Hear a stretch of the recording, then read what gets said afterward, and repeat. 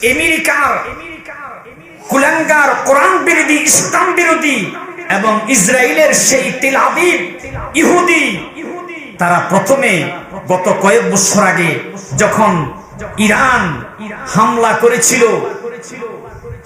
করেছিল তখন ইরানের হামলা দেখে ইরাকের হামলা দেখে তারা ভয় পেয়ে সারেন্ডার করেছে। গোপনে গোপনে তারা অস্ত্র সংগ্রহ করে এখন আবার এই রোজার মাসে তারা মুসলমানদের উপরে অত্যাচার জুলুম করা শুরু করেছে।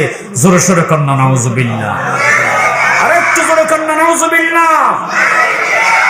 আয়াতুল্লাহ খামেনি যদিও সে শিয়াপন্থী, কিন্তু মুসলমান, তার ভিতরে যে স্প্রিট দেখতেছি কোরআনকে হাতে নিয়ে সে চুমা খায়। আল্লাহু আকবার কন্যা, আরেকটু জোরে কন্যা আল্লাহু আকবার।